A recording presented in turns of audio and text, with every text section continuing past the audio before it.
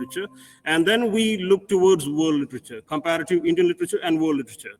So when we look at comparative Indian literature, there is a need to look at our own roots, our folklores, folk traditions, and the pluralities of those cultural traditions. When I use the word plurality, I deliberately use the word plurality. So this is the reason why I have invited Professor Jolly Puthussery, who is the head of the Center for Folk Culture Studies at the University of Hyderabad, who has been my mentor since a very long time. So I'm very glad that he'll be delivering the first lecture in this series, and his lecture will be on folklore and performance. So now I pass on to our head of the department, who has been very cooperative, helpful and supportive towards this series, conducting this. Ma'am, please.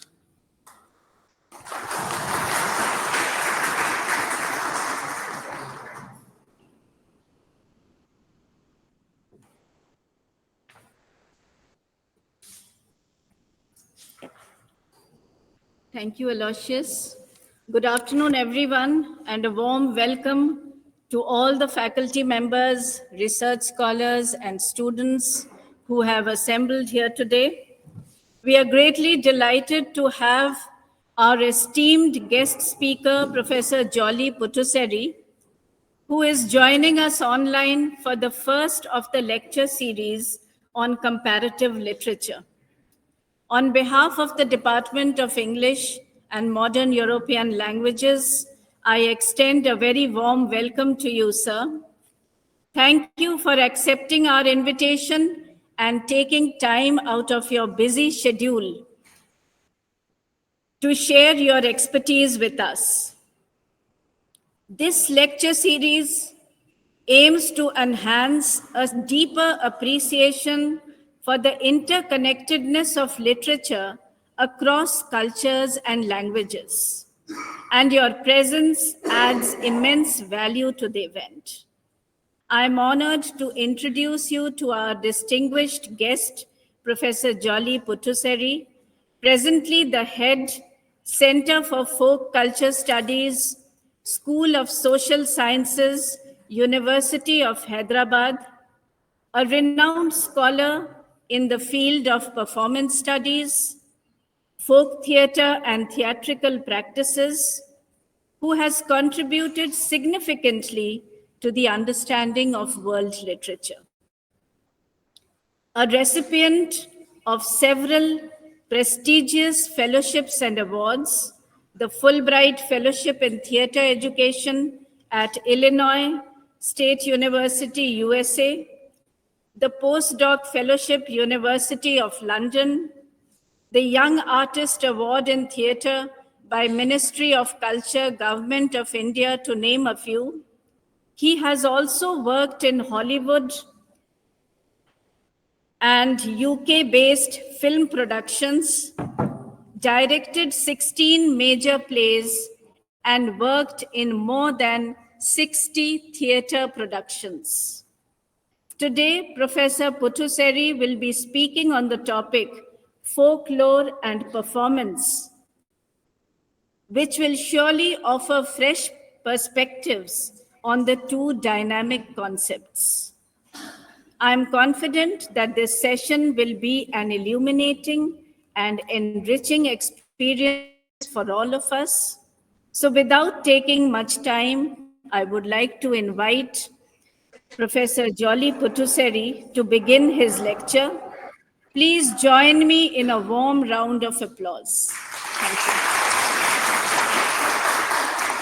Thank you, ma'am. Thank you, all of you. Thank you, Aloysius, for giving me such a wonderful chance to begin with your new sessions on multiple interdisciplinary approaches to look at certain kind of comparative models for your English department in particular, otherwise the discipline in general.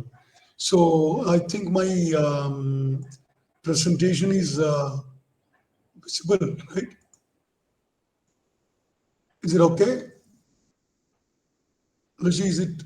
Yes, sir. We can very well listen to you. And are you sharing the PPT? Yeah, I'm sharing. Is it okay? Is it visible? Okay, let me see. Let me see. 1 second. The PPT is not visible yet. Oh, okay. So let I me think, share it. screen has to be shared. What? 1 second. Yeah, yeah. 1 second. 1 second. 1 second. 1 second. I'll just do that. Once again. Let me. Let I me. have made you the host. You'll be able to share it. Yeah. Okay. No, entire screen needs to be shared, I think. Yeah. But Activision really.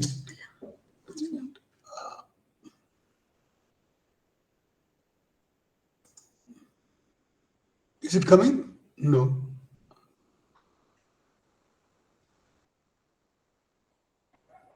Um. Oh, it's a lot of things are coming. Okay. I'll share it once again. Once again. Once again. 1 minute. What is happening is once again. Once again. Once again. It's like,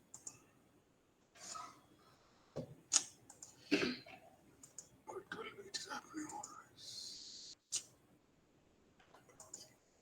Once again, Aloysius, I'm just doing that.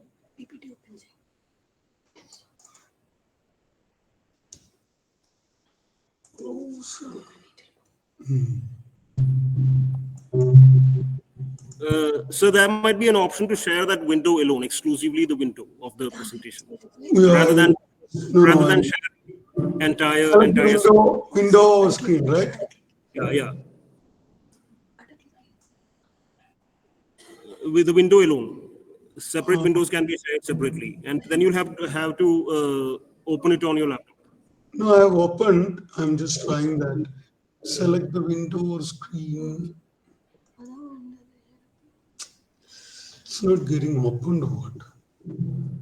Activation failed.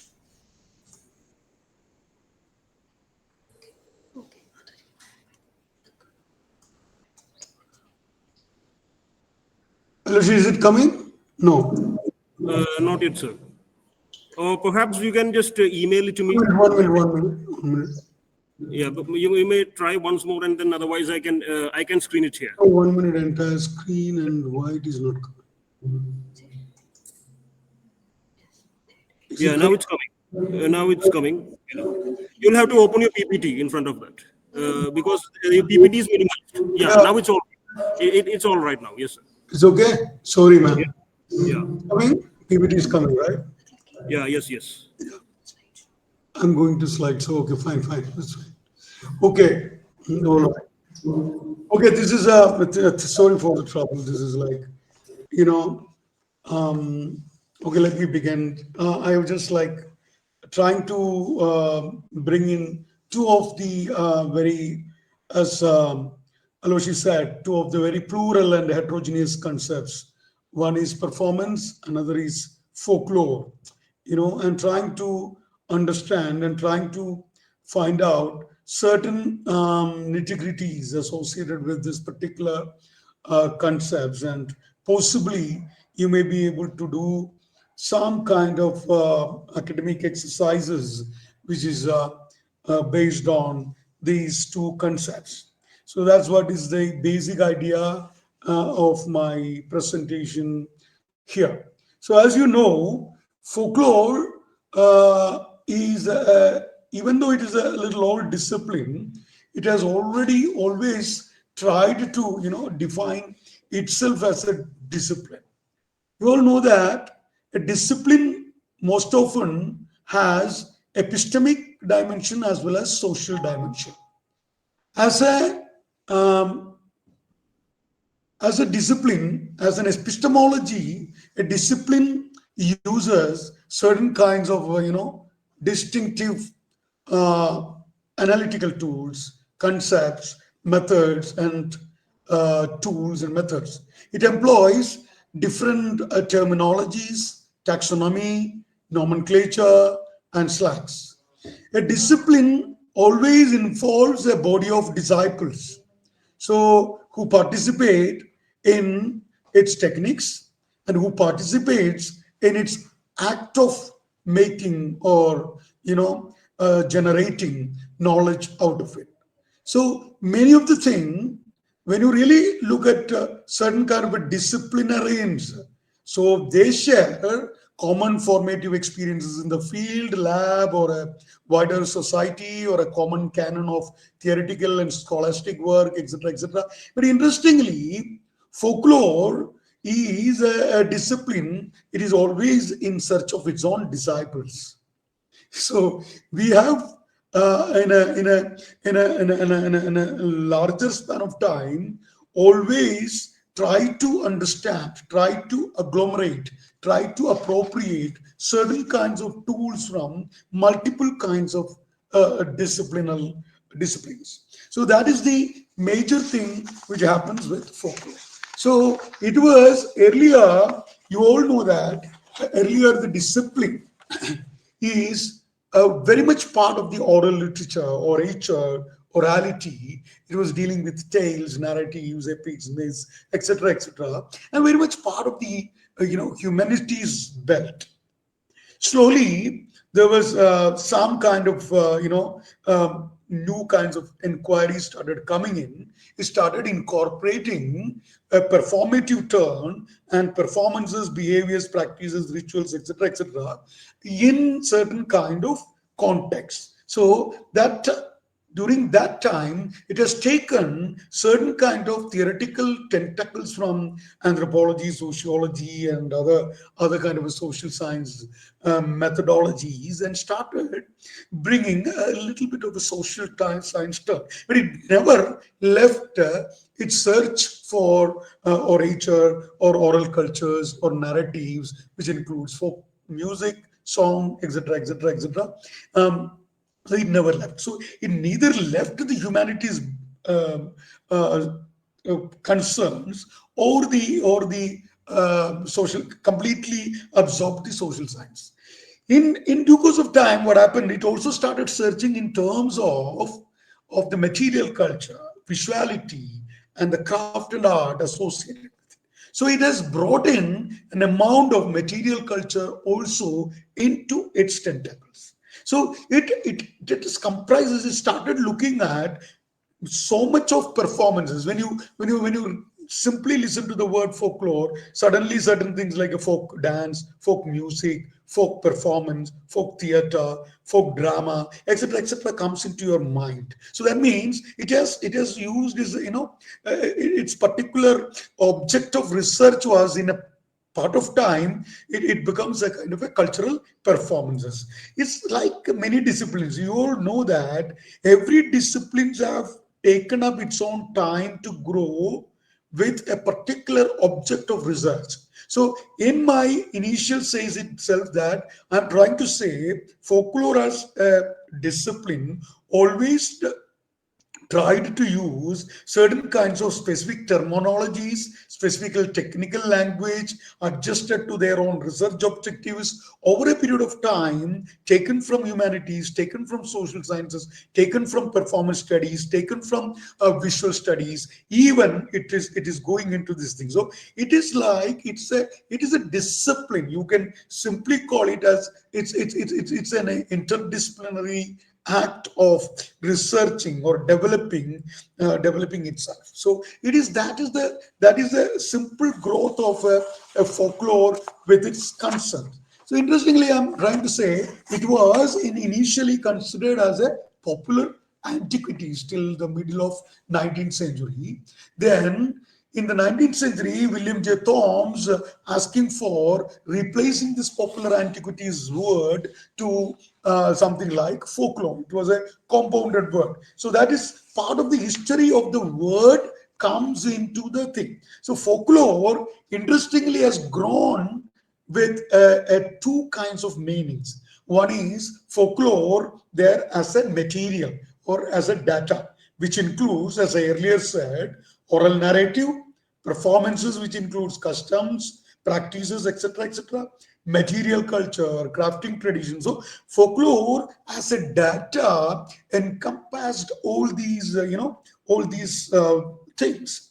So it is folklore studies is, or studies in folklore is nothing but an approach or an attempt to study the above said data. So the above said data is in a clustered manner. So if there is a folklore studies, initial attempt were nothing but to collect and classify, categorize this particular data. So that was the major part of the folklore studies approach. So folklore studies approached this data to collect using ethnography, using fieldwork as a bigger methodological tool, then collected, then started classifying into multiple categorizations. So, but interestingly, another word like folkloristics came in. Folkloristics came in. Folkloristics is nothing but an analytical study of the subject matter destined as folklore. So, as I said, folklore as a data, folklore studies as an approach, and folkloristics is like the phonetics or linguistics. It is an analytical study which tries to study the subject matter, which includes oral narratives, performances, material culture, aesthetics, etc., etc., etc., etc. So it is in that way it has developed in due course of time. So every time it cut across this particular kind of a strategy of bringing in, multiply, making in, etc., etc. So you all know that the moment when you listen to the word folklore, you smell something past, something which is very old, something which is a relic, something which is being forgotten, something which is being recollected for a particular purpose, something which is, have some kind of a nostalgia associated with it, something as part of the entertainment, something is to entertain. As a literature student or as a literature person, folklore, forget about these Taylor Swift's, the album Folklore. You just think about folklore as something which is to do to make you get happy or entertained. So it is the this data which is purposefully with a priority of purpose of entertaining people is taken by certain people to explore for the expressions inside the data or the text. So the entertainment becomes turned into, once folklore as an academic discipline with an epistemic root, it started thinking in terms of explorations of expressions contained in the data. And that generated multiple kinds of elucidations upon particular things over a period of time with specific focuses. Initially, even though it was thinking about the evolution or origin of the tale, later it was thinking about how this tale is diffusing from one point to the other, or migrating or transferring from one point of another, or later how this tales becomes the suppressed oppressed realities and the fantasies of the people who consume, owns, use, manipulate this tale. So it has gone through multiple layers of elucidation, and over a period of time it has started constructing its own paradigms, and that paradigms generated folklore studies as a discipline, as an interdisciplinary with its interdisciplinary nature, and a kind of education, a purpose of education started coming in. Otherwise, also for folklore as a matter, folklore as a data, folklore as a phenomena, always try to validate the community who use this, why they use, why that particular folklore validates certain beliefs, certain do's and don'ts, certain things to be customarily followed by a particular kind of a society. How it used to be as an educative tool by the elders. So in toto, from the entertainment to exploration to education to elucidation, in toto, folklore started empowering certain kinds of, communities. That is why folklore was a particular thing which stood for the identity of certain number of community. It vouches for their identity, and it also made them to have certain kind of a relief for their cultural tension, all lifelong tension. So it is also as an identity marker, it started defining the borders or boundaries of the communities in the earlier phase, and later when the migration or a larger amount of people started traveling, and diaspora started using folklore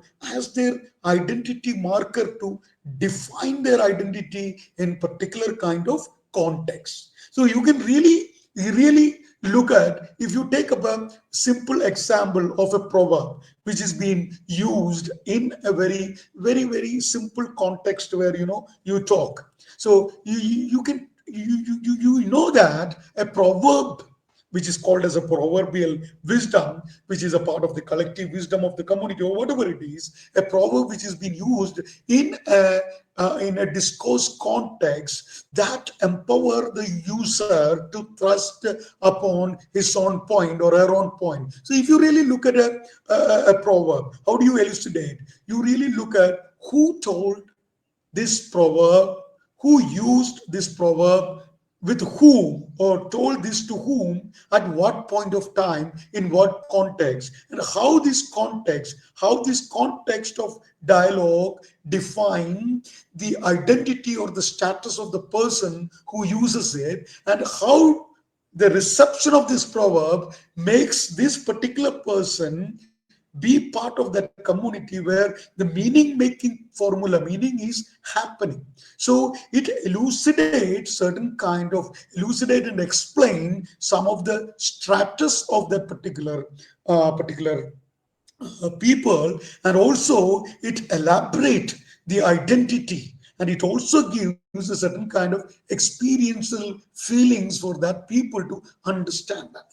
In a larger span, if you think that a proverb is used in a discourse by two characters, A and B, and C is watching it, as the C gets in a way entertained, because it is like how much of meaning it can be cracked, how much of communication it has done, how appropriate it is, how inappropriate it is, why it has some kind of meanings which is not completely revealed. These all it generate certain kinds of discourse in multiple layers. That is definitely an entertaining aspect. Okay, folklore as a discipline, as I said, it has already tried all of its life to define and share. That's why I have taken a Barbaro Klein's initial kind of definition, which is like it has a four basic meaning. That which I said. It denotes oral narration, it denotes folkloristics, it also third is it is there in the everyday usage, and four, it is like myth. Folklore can mean falsehood. So folklore can mean falsehood. Folklore can mean a particular data to be explored, used, applied, and entertained is always there. So that is the interesting way one can really look at it. So otherwise, if you really look at some of the definitions, you can say that folklore, though coined as recently as 1846, it is an old word. The parental concept to the adjective folk, customarily, folklore refers to the host of published definitions. There were a lot of published definitions over a period of time. And that has made folkloristics as a discipline to make its own boundary. So, in a way, Henry Glacier says folklore is traditional. Its center holds, changes are slow and steady. Folklore is also variable. Folklore is traditional, it is variable, and the tradition remains wholly within the control of its practitioners. So here the practitioners embody the traditions, if in the case of craft, if in the case of a performance, if in the case of some ritual obligations and right, if in the case of anything else. Otherwise, the practitioners keep it in their own memories and use it as an orature when and where it is remembered. So it is theirs, the tradition is theirs to remember, change, or forget. It is that it shows that continuum of this thing. That makes you to really think. One thing is clearly the folklore is alive and well always. It constitute a basic important educative and expressive setting. It is there for you, all of us, to see, act, respond, and express ourselves or themselves or together. And it can be part of the empirical observation of close human interactions. So you're observing it, if you're trying to analyze it, if you start considering it as a text, if you are considering it as a text in transition, if you consider it as a text which which express the occupational, religious groups, ethnic or regional identities, it matters a lot. So this is the way folklore has cemented its presence as a thing. So if I really look at, you can see really some of the characteristic features of this folklore. What are the characteristic features of the folklore when it comes to a discipline? Yeah, I will simply tell you there are. One is the oracy, where there audibility, oral material is there. Also oral material is there. So it's the veracy that matters. It can be, you can simply understand it is the Shruti and Smriti. Shruti and the Smriti both connected gives the kind of a meaning. So orality was an important trait of folklore. It's not only the orality, because it is orality, it always had the anonymity. Nobody knows who created, who started, who used, who maintained, who continued this kind of folkloric text over a period of time, which has traditionally handed over to one generation to the other, or one set of people to the other, or a set of people to many set of people. So it is like handing over. So the oracy is giving you a possible chance of looking at with an anonymity and also a traditionality.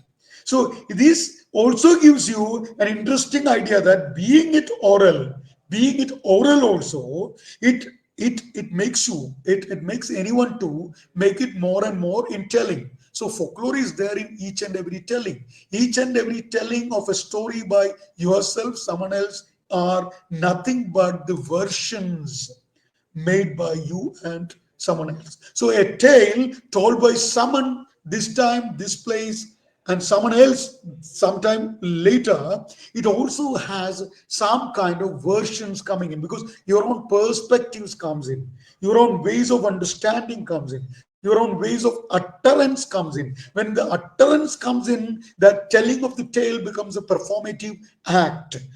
So that's why the performance also comes in. But interestingly, you can also, it's not only the version. In due course of time, these oral tales and customs and performances and practices and etc., over a period of time, make its own variations, because it travel through a kind of a spatiality and a time depth and a repetition. So every tradition interestingly possesses these three qualities. It gets repeated, it cut across the time.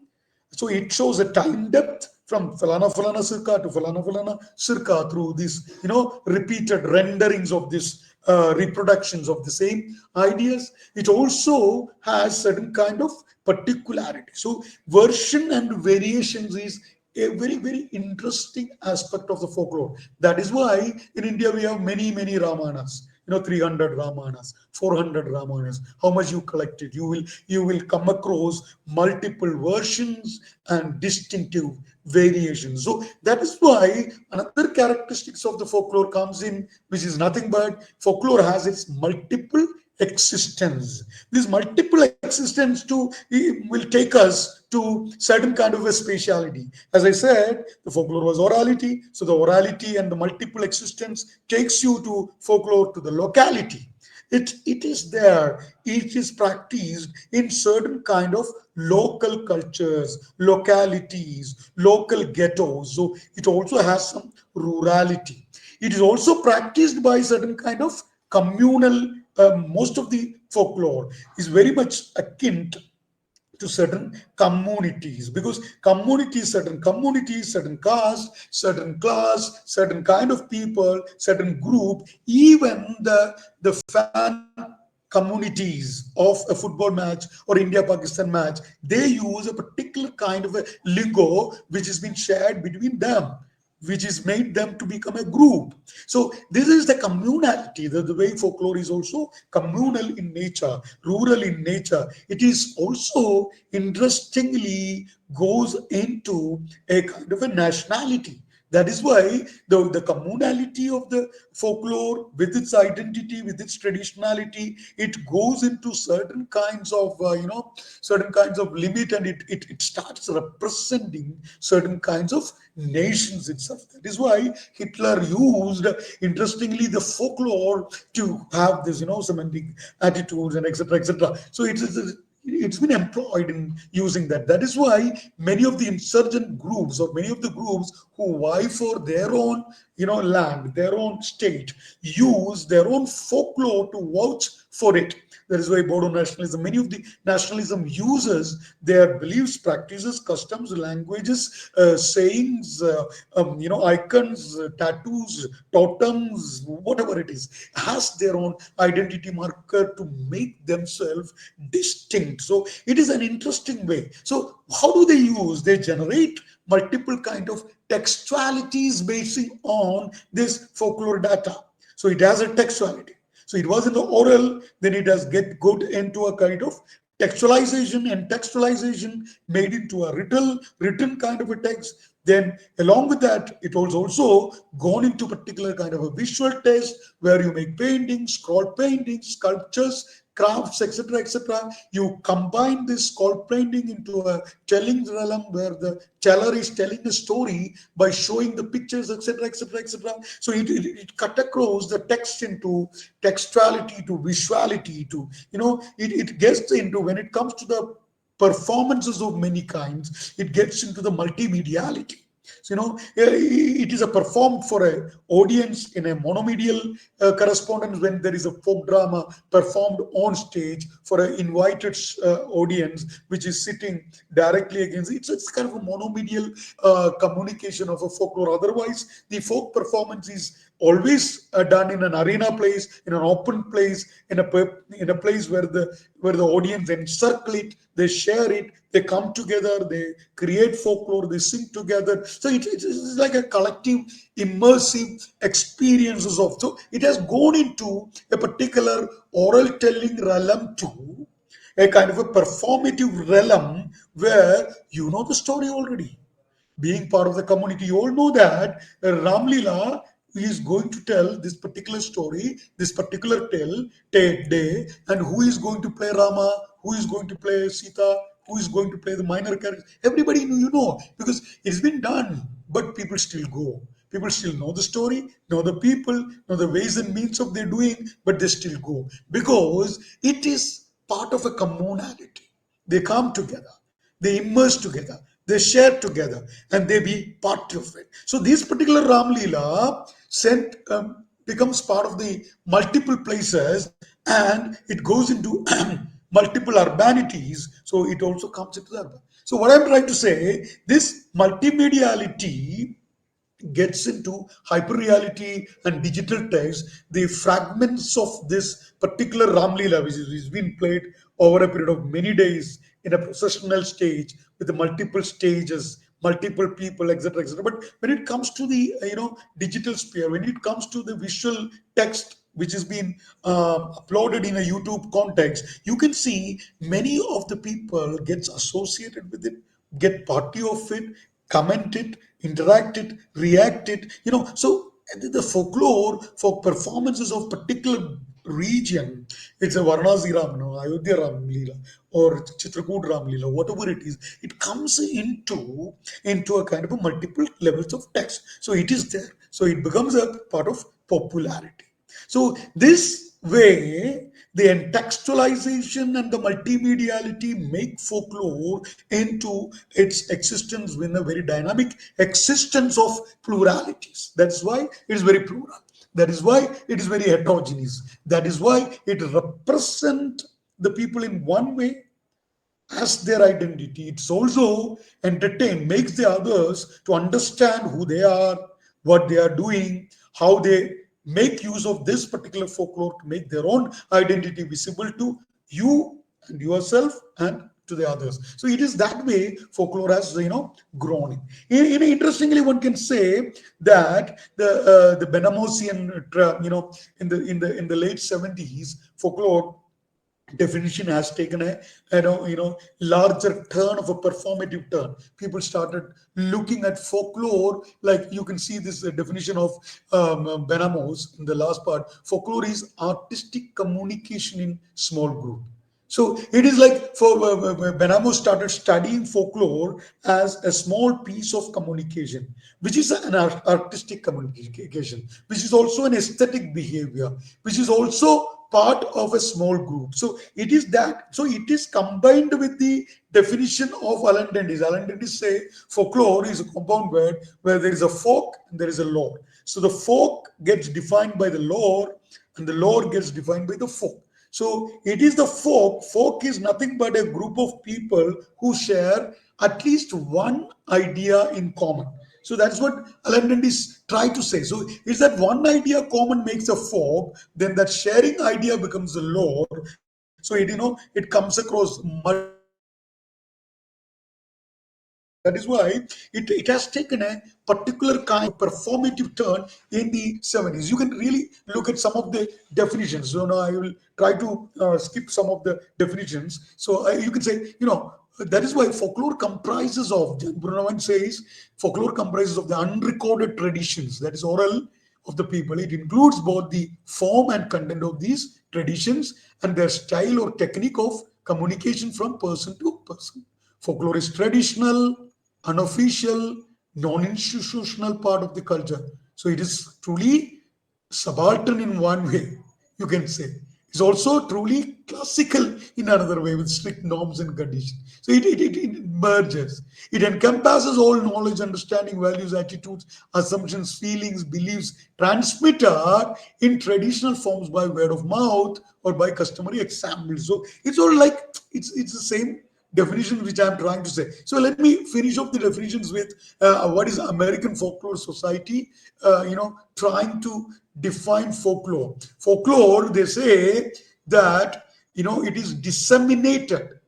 It is a knowledge. It's a literature. It is traditional in nature. It is a practice which has been disseminated. It's not always collected. It's always dynamic in nature. It's always in a trajectory of transitions. It is disseminations through oral communication and behavioral examples. So every group with a sense of its own identity always shares as part of their central identity these folk traditions. What are they? It is the things that people traditionally believe, which may be agricultural planting practices, which may be a family traditions, which includes the naming ceremony to the thread ceremony to the marriage, death, etc., multiple kinds of ceremonies, and other elements which reflects their worldview, who they are as a family, who they are as a family with a community, who they are a community with a caste, who they are as a class or whatever it is.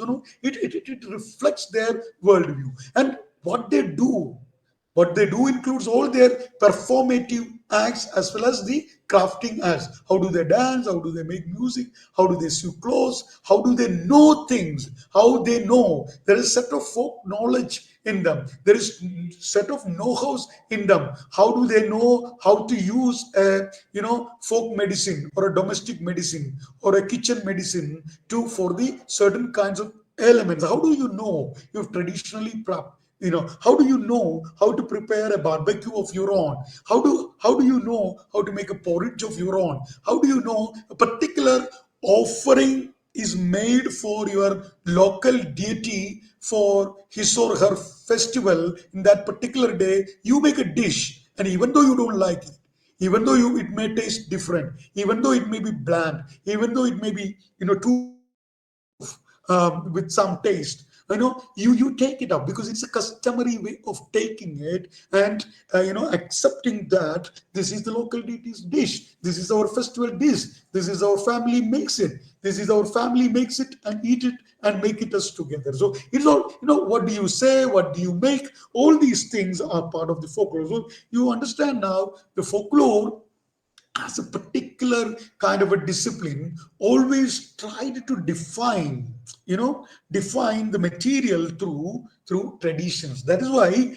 traditions becomes an important part of the folklore. So when you study folklore, you're not studying simple tales or things, you're studying a tradition. So that's why Brahmos always try to say folklore has this the three-party structure, which is in a triumvirate of traditionality, irrationality, and rurality. It lives in the traditionality, irrationality, rurality, because that is why tradition is of a much more interesting thing in the world for us. So what is tradition?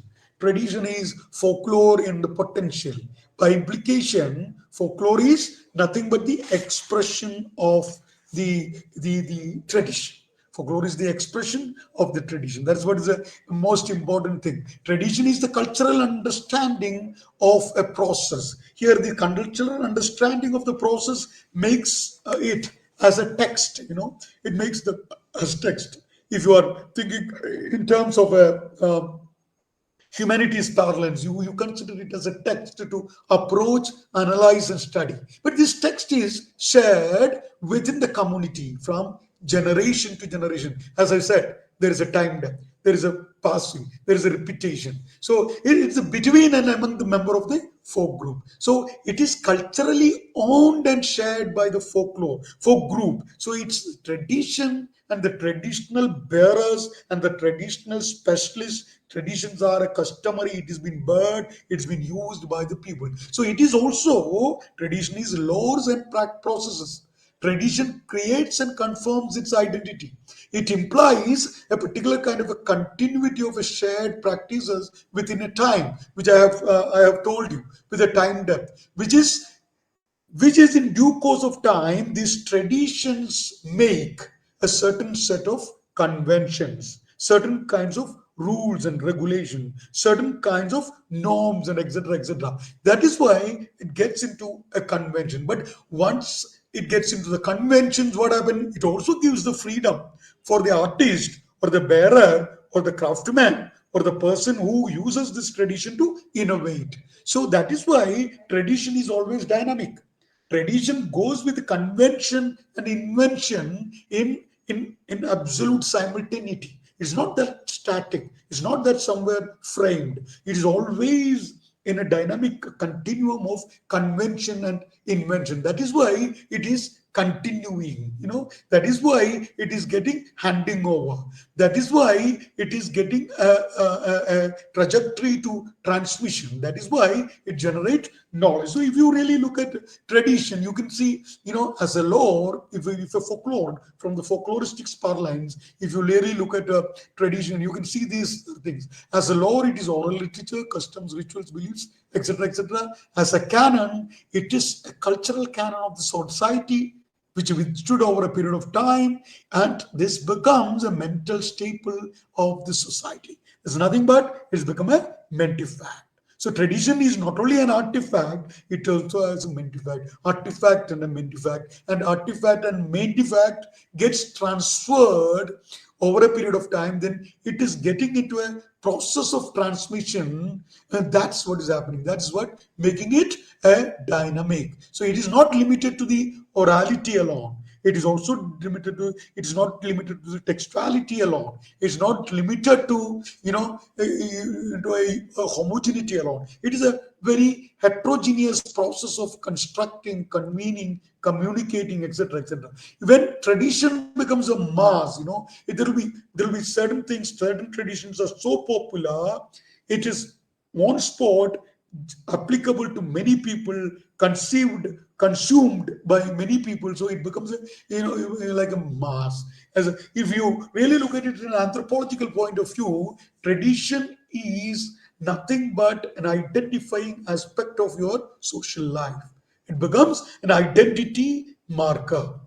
As a language, it is an abstract system of rules and regulation in a Saussurean manner. It's a storehouse of themes and etc. etc. That is why you say that, the epic tradition, Purana traditions, Bhagavad traditions are becoming a storeroom for multiple things. You take up certain thing. You take up even an idea of Sugriva's atlas from the Ramayana, and you really think, how do Sugriva knows the mapping? How do Sugriva can connect a particular shorter route to make the Rama and team or his own team to travel to Lanka? So Sugriva might have had, you can interpret and construct certain kind of ideas of that kind of, he might be knowing a knowledge. So forget about the story of Jambawa, forget about the story of his pilot project of sending Hanuman, etc., etc. What I'm trying to say, you can interpret and multiply use it as a language. That's what I'm trying to say. As a performance, that's we will, as a performance tradition, inherent multiple values of performance, etc., etc. So I think I'm taking a lot of time. So what I'm trying to say is simply, folklore as a discipline, it has grown with the change of time. When we were thinking in terms of savage people, it had its own E.B. Taylorian concept of savage, barbaric, civilized concept. It was multiple. It was a relic. When it comes to the barbaric people, it started getting into customs and practices and behavior. When it comes to the peasant, rural people, it was agricultural roles, knowledge, certain practices to create certain things. When it comes to the urban folk people, then the occupational laws comes, industrial law comes, etc., etc. When it comes into the globalization and the other scenario, the hyper reality come, multiple modalities come. You can really look at news laws to real laws to pop laws to folklorism to post folklore to whatever it is. It has traveled in a multiple things. So in a way, if you really look at the concept of the law, the concept of the text, the concept of the behaviors, patterns, and stories, etc., etc., that has traveled across oral, written, visual, and hypertextual manifestations. So, folklore as a discipline, it has generated multiple kinds of manifestations and multiple kinds of, text and textuality. So this gives you a very interesting, possibility to look at it. That's why I said, fact, folklore as a data has generated so many things, and it as a theoretical concept also, it has brought in many kind of idea. You can see folklore data cut across so many things. Then it has approaches cut across many things. That's what I said. The approaches were many times, it was the fieldwork based, going to the primary sources. It was the interview tools of interviews and documentation used, a methodology of, thick descriptions of the context, data, etc., etc., is been used, is been approached that way by the folklorist in terms of collecting the data, in terms of classifying the data. They use multiple kinds of theory. In the initial stages, it was the questions of origin, from where it has started.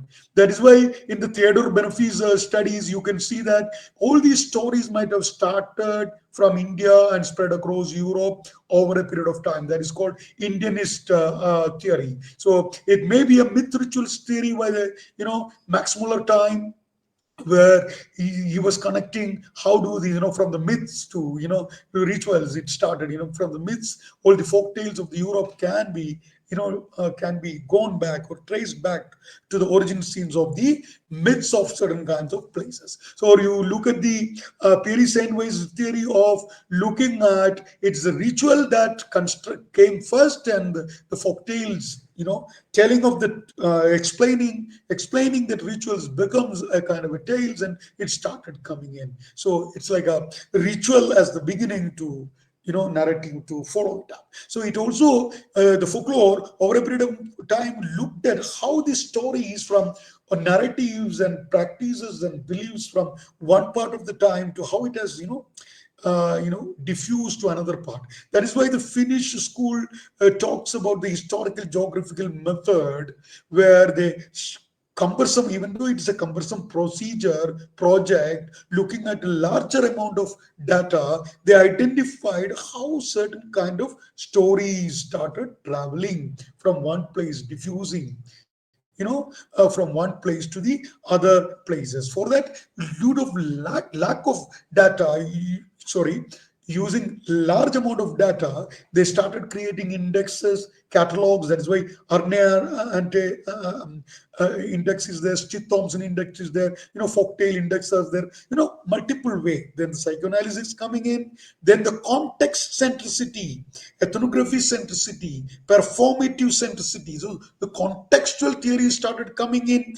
multiple ways. Then they started thinking in terms of how the contextual memory generates a certain kinds of cultural memory, and that cultural memory over a period of time becomes part of the collective memory of the community, and that collective memory of the community makes this text to continue as part of their remembrance, as part of their resilience, as part of their resistance also. You don't need to worry about that. So it's like the certain context, certain festival context makes you to understand that context has that kind of a cultural performances, and that cultural performances ignite their one's own memories regarding the text, one's own understanding regarding the text, one's own understanding regarding the participation of that contextual festival over a period of time. And these continuous conglomeration of these contextual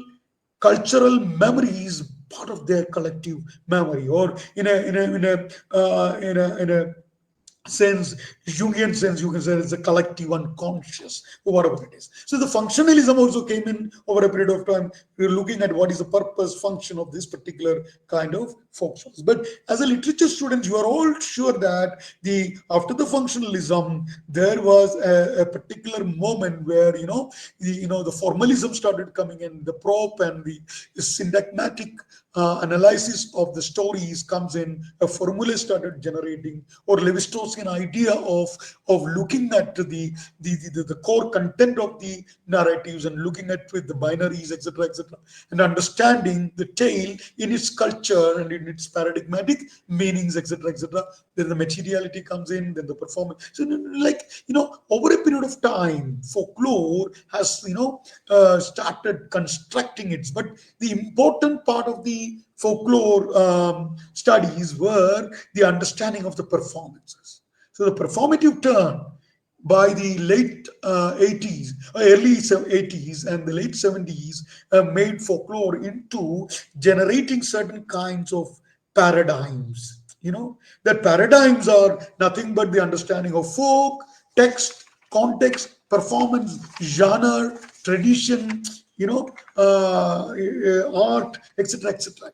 So these are become the very interesting paradigms. We started defining the particular thing. So folklore as a phenomena to be traditional because they serve as an evidence of continuities through the time and space, thought, belief, etc. So it becomes part of an evidence of certain continuity. So this is what is the interesting aspect of folklore when you really look at to study it as a performance. So let's come into the second part of the story.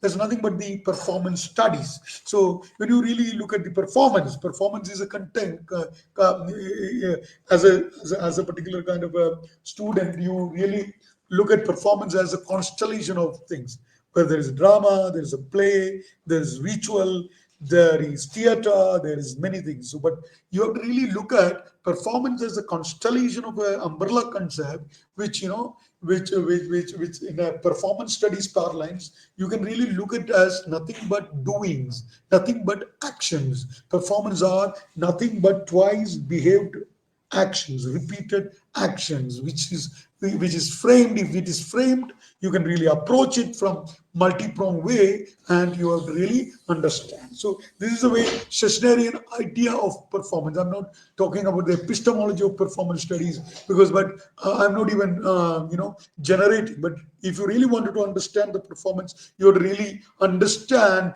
how do the word drawn to drama to how do it has developed, how drama as a literary text carried by different people, and it's a literary genre. And when drama started bringing in certain kinds of code of events, understanding, interpretations by the director author, it becomes a script, and which has to be, the transmitter must know what I'm carrying. I'm a script, I'm carrying a script. I can teach the script, I can realize the script to others at different contexts. So it is a drama into action. Theater is a space where you see action, where you see a set of audience comes in and see the action which has been unfolded before you people. So performance, as I said, is a constellation of events. It's a constellation of things. So that is why it encompasses play with its intrinsic motives,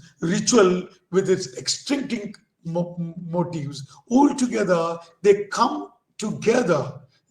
Come together in making a particular kind of a performance happens in this thing. So if you really look at performance as a word, you can really see that the performance, a word itself, has 5 relevant meaning. If you really look at it, the initial thing is nothing but presenting something which is pre-prepared before a set of audience, which can be theater, which can be music, which can be dance, circus, etc. So here the interesting part is the liveness. How much you are alive, and the presence of the performer. And the performance here, that performance also gives you a clue and makes you an understanding of the genre. Is it a drama? Is it a circus? Is it a music? Is it a dance drama? Is it a solo performance? Is it a soliloquy? Is it a duologue? Whatever it is, you can categorize it. You can getting in. So you can getting in and translate it, or you can getting it and understand it. So because there is a set of performer, there is a set of a place, there is a limitation of that staging practices, there is a set of audience and viewers, etc., etc. So performance in its secondary line, you can really think in terms of performance as a social behavior. You say that everyday life as a performance. If the Irving Goffman is says everyday life as a performance, you can frame everything. So where the behavior as performative, and the behavior as something which is constitutive of identity. So here the performer is nothing but a metaphor. It is a metaphor, and through this metaphor you can learn how the behavior of the people who perform, how the behavior of the people who consume it, how the behavior of the people who is part of it. So it helped people to think about looking at the relationship between activities, audience, space and time, a product or process, activity, etc., etc. So that's what is interesting. But when you look at in terms of the marketization, product-oriented performance is nothing but a success. It is if you are not performing, if you not perform or else it will become a bigger thing. It's become a standard. That is why we have many kinds of NAC committees coming and visiting us. This looking at the marks, etc., etc. It is also there in cut across the multiple realms of economy, technology, personal life, sexual life, whatever it is, it cut across many things. So performance here is only looking at the efficacy of the term as a success. That's another way. Performance is nothing but a performance art. It can be a body art. It brings in the embodiment. It is mostly nowadays vehemently used by many of the advocacy art activists. You can take it up from the Greta Greenberg's newer ways of performing, by traveling, performing by bearing, performing to witness, or to a tattooing, to many things. You can really look at many of them. When you start framing it, you can easily look at it. If you really look at performance, also has a certain kinds of a deconstructive notions. If you really look at some part of it, how do this particular actor perform as actor, or an actor, Rishabh Shetty performing in Kantara cinema with its own excessiveness, and gets into certain moments of trance and flips, and that excess emotionality with its embellishments and all the effects. How do you can really look at it, so that is the way performance is multiply doing. So doings are performances. There are many kinds of performances, as I earlier said, it's in this. But when it comes to the anthropology, when you comes to the anthropology, you can see two of the major concepts which is often confused. One is performing culture, another is cultural performance. If you really take it a simple example, you are going with your girlfriend to a concert. Somebody is performing there on stage. That is a performance which is already framed as a performance, which is already known to everybody as a performance, which is nothing but a cultural performance. But you both are, your girlfriend and boyfriend goes prepared, go there. You also perform your own intimacy there. So you are also performing. So you are performing certain acts and behaviors. If you frame it, it is part of your own performing culture. So the performance can be, framed and studied in its multiple, what do you call, levels. Okay. So when if everybody looks at the performance, one cannot really, forget about looking at cultural performances. When you really look at a folk performance, whatever it is, when you really look at it, you can see that cultural performances are performances which is shaped with the content of a tradition. So the tradition, it is the tradition of the culture that is shaped as a genre through the ages, through certain kind of processes of repetition and acceptance, and it is framed and performed in a particular space and time, in a particular season, in a particular day. Here you can see the Kodingalur Bharani. That's the birthday of the Kodingalur deity, and the deity's performance is on a particular day where thousands of people participating in a performance, where the ordinary audience are there, the ordinary people are there, the people with the votive offerings are there, the specialist commorums are there. They perform certain kind of acts. They takes 40 days of renance. They travel from a long distance.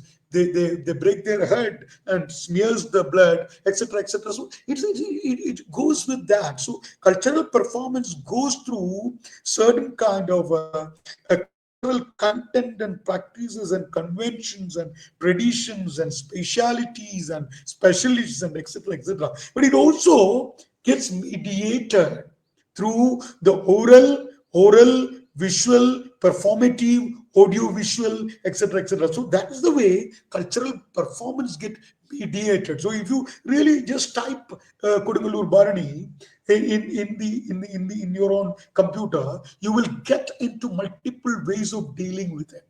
Multiple informations, multiple contents, multiple things associated with it. So studying a performance options opens up possibilities of exploration in you. That's what I really wanted to take. If you really look at this particular kind of function of this performance. You can see it is to entertain somebody, it is to heal somebody, it is to create beauty, if it is an art piece, etc., etc.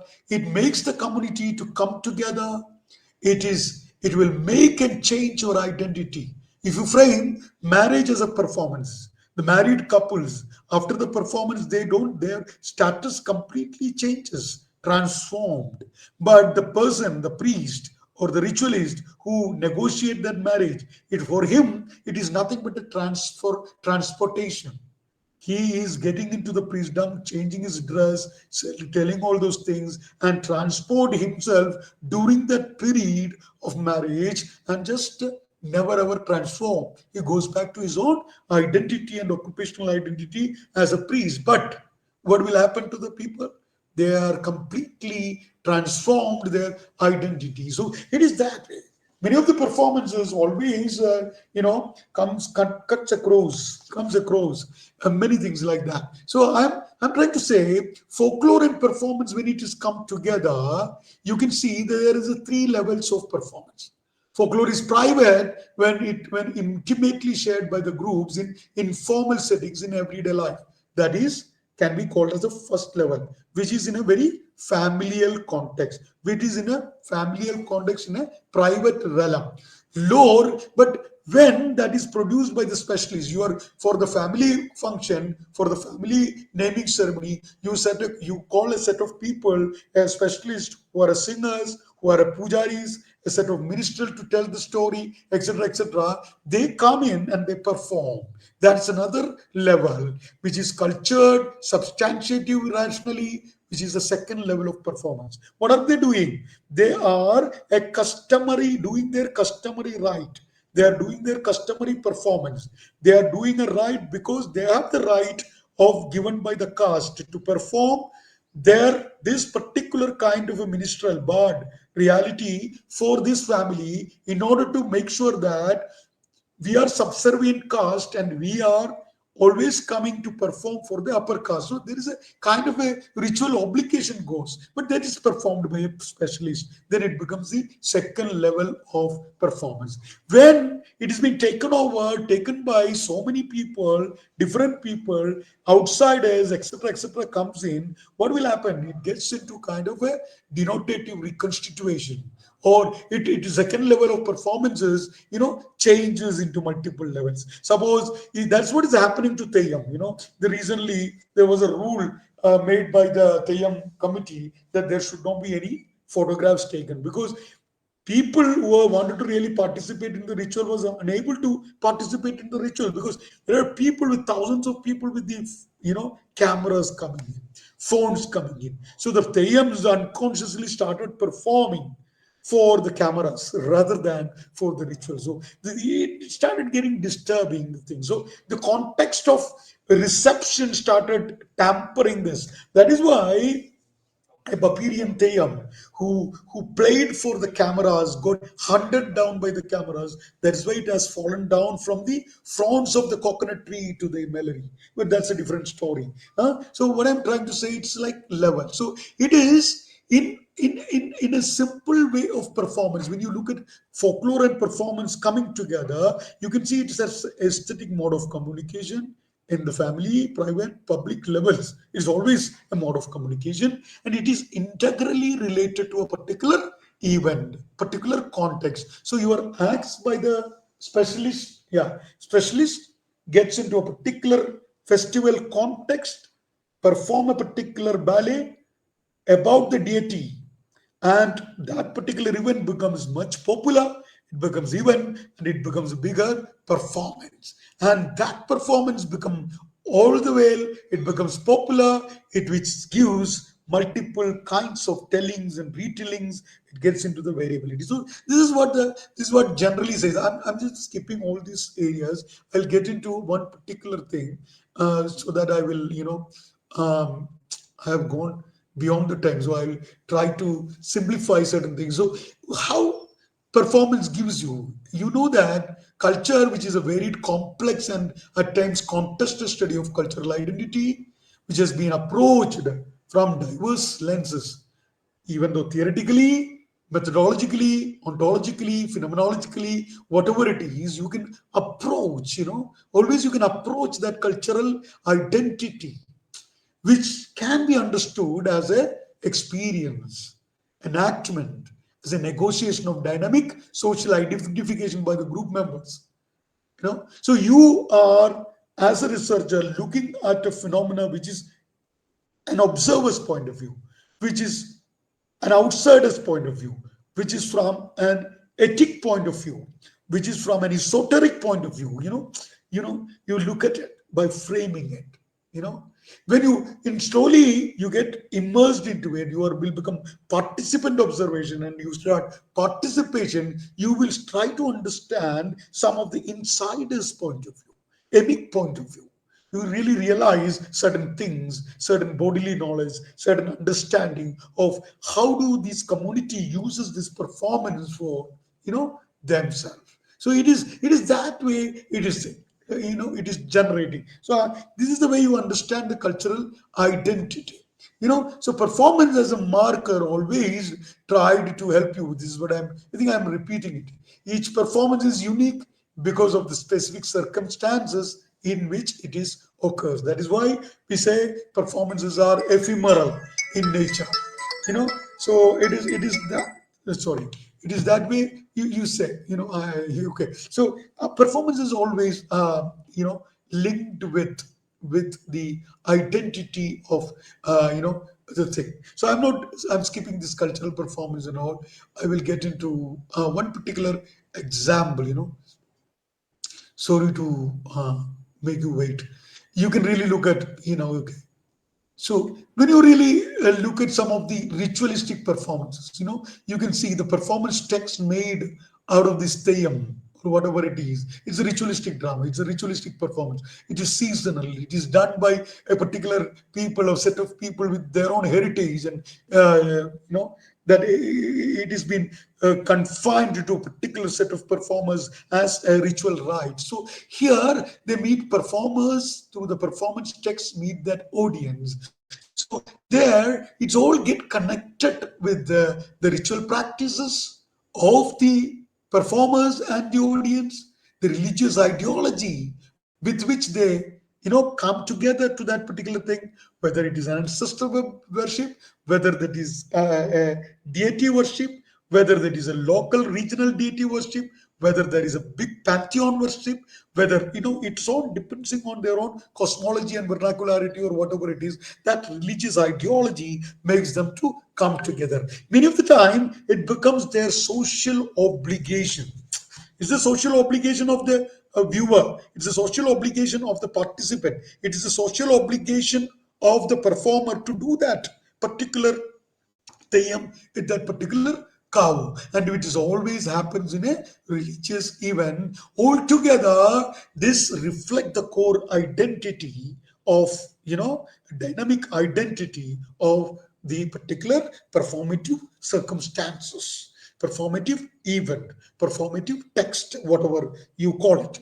So that's the way certain kinds of texts are studied. But some kind of texts are very much conventional, where the performers gets into performance text through the genre, be it a dance drama, be it a ritual, be it a dance, be it acrobatics, be it martial arts, be it whatever it is, festivalization, whatever it is, it's they gets into a genre through the performance text. And in this performance text happens in a particular kind of a context where the audience, tourists or whatever it is, getting connected to the sponsor. So this is what exactly I really wanted to tell. There are many other things, but I'm not, I think I understand.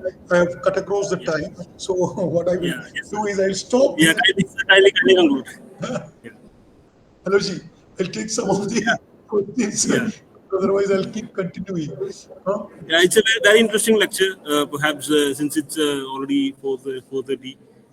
I'm sorry that I have cut across time. I forgot. So I think I will take up some of the questions so that I can literally clarify some things. So please kindly conclude first, and then we'll take the question. Oh, you really want me to conclude? Okay, what's happening over a period of time? What's happening to this particular text is, the texts are under immense, immense changes. It's between most of the time, these traditions are undergoing a kind of inventions. And it's also sometimes it is emerging. Many of the time, it is gets invented into multiple kind of thing, but it gets into the social formulations. So an identity formation happens. So sometimes it is emerging and it gets into a kind of emerging. It keeps the traits of the tradition, but it emerges into something else. So that's why we have to really look at a particular film like a Kantara, where a Bhutakola is being used, Theyyam is also used, or it can be, you can say that the traditions of the South Canara and the Northern Kerala comes together, and the two of the particular themes like Panchuruli and Gulika is, the concept of the idea of that particular two themes, the stories of that particular theme, or the function of that particular theme and Bhudakola to safeguard the ecosystem when Anthropocene takes its hegemony. It is Panchuruli and Gulika takes back the human beings to the world of their own ecology to sustain, to survive, and continue. So that particular idea is being interestingly taken in.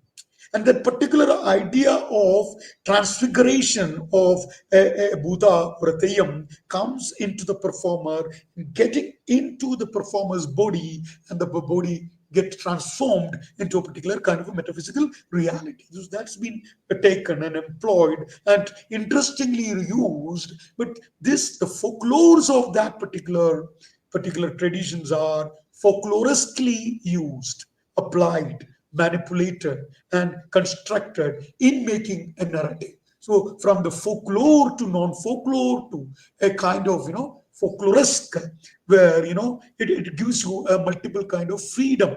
That's why in the Rishabh Shetty's movie, in the last part of the thing is multiple kinds of Gulikas avatar comes in and does multiple things, and you get transfigured into identifying yourself with that.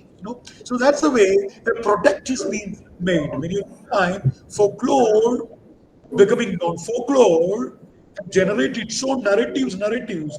Katara also generated its own narrative. That narratives are nothing but folklore, Can you hear So me? that's, yeah. So perhaps we can take the questions now, if you can, because Yeah, I will take it. No problem, right? Don't worry. So that's what I'm trying to say. yeah. Yeah. I will take the questions and answer. Yeah. Otherwise, it will not Well, end. I think since it's already 4:35, we'll conclude it like this, No, because no, no, no. You can take a couple of questions. I have no problem. question, Whatever, shall whoever we? Okay, wants. okay. From the participants who are there already in the meeting, does any of the teachers, anyone who is there anyone who is interested in raising any questions from the participants who are there in the meeting? Anyone? So now we'll ask if any of the audiences here, present here in this hall, are interested in asking any queries or questions. Anyone? Yeah, please come here. You come here.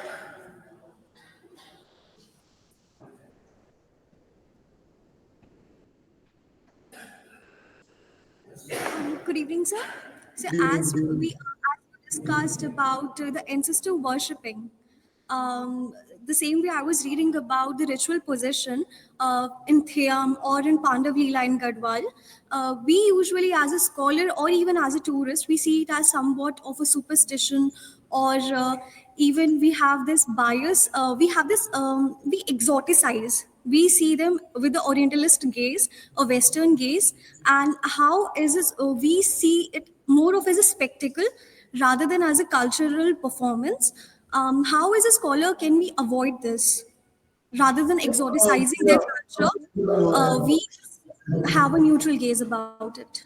I do understand. It's every time when you approach, ethnographically, or you approach as a field worker, that subjective objective, transition, it takes a long time.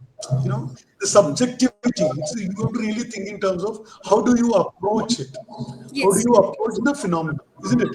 So when you approach the phenomena in an insider's point of view, you have to be with the insiders, try to know the lingo. What do they use? You know, Like, for you, Pancharuli is one version. It's not one version. It's a multiple version. It cut across Budakola, it cut across Teya, it also cut across narratives, it also cut across many things, regions, localities. So how do the insiders try to understand? So in order to understand insiders' point of view, you have to first of all avoid the idea of the tourist gaze, the fantastic moric things. So it happens. It is like you cannot help it. That's what I'm trying to say. The Theyyams, being a performers, being a traditional performers, they have been performing, but they started performing before the camera because of the that much of camera. They unconsciously, because there are also people who play with the reels. They also think that their reels should come. So that kind of a thing started happening. So this is nothing but a cultural change happens. So how do you cope up with it? It's a repeated practices of it. If we are trying to see a phenomena in a diachronic way, if you see a phenomena in a diachronic way over a period of time with multiple versions and variations, then only you can structurally approach it. You are structurally approaching it, you will have a little time taken. You will have to observe multiple versions and variations. Then you really understand certain things structurally. But then also the subjectivity come, because you are also a human being. You also likes. The day determines you. Huh? You may like a jazz concert today. You may not like a rock concert tomorrow. It all depends on the aesthetic parameters and dimensions. But as a researcher, what you should do, you have to practice. As a researcher, you have to prepare. As a researcher, you should believe in your tools of note taking, documentation, looking at as an outsider, insider point of view. So it is better to understand the thick data, better to read a little bit of Clifford Reed's, local culture, interpreting cultures. So then he was dealing with how thick data opens up and possibilities of much truer interpretations. Okay. All right. Thank you for the question. I don't know. Was it Aloysius? The Yes, sir. entire, Yes. I forgot to connect it with the compare. Folklore always collects so many things. So the Okay. Yes. collection leads to classification. So Yeah. for the classification, what are we doing? We are doing only comparative logic. Okay. Right. Right. Comparative. So that's the way we have to really look at it. So I forgot to tell all this. Okay. So I'm sorry that I had to abruptly stop you in between. It's No, just no, because of no. the reason that it's already gone beyond time, and No, no, no. It is. I have to be sorry that I have not timed it. My talk. it It is was my. it was certainly a very interesting lecture, and it was very rich and very exhaustive, in fact, especially with the very good beginnings by introducing the definitions of folklore, and then going towards talking about tradition that is created, that which is always in flux. That was a very interesting part of this lecture, which as we were listening to it. So now moving on to the vote of thanks. I'm extremely thankful to my mentor, Professor Jolly Puthussery, who is head of folk culture studies at the University of Hyderabad. So he very willingly agreed to deliver this lecture for us when I invited him. And having been friends for a very long time, I'm very glad that I could invite him for this lecture here. So uh, I'm also very thankful to our head of the department, Professor Indrani Mukherji, for all the support that he has given ever since I.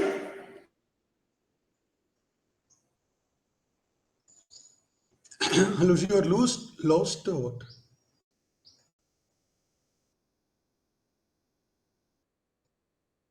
Hello, your connection is lost or what?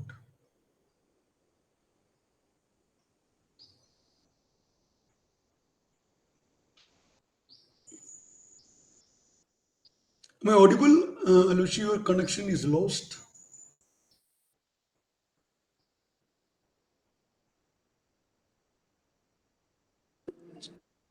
Yeah, I'm thankful to the head of the department for all the support that she has provided. And I'm thankful to the technical team, Nilay and Ankur, for providing all the technical help required, especially for recording the lecture. And thanks to Professor Manoj Kumar for providing us with the speaker system and everything that was required for conducting this lecture. So, and above all, thank you very much to all the participants who have been part of this. So thank you, sir. Thank you very much. Yeah, I have to thank all of them for bearing me for 1 hour, and they have to catch up with the time. So thank you so much for giving me chance. Keep in touch, Aloysius. I'll be happy to take up any questions in future also. Thank you so much. Bye bye. Bye for now.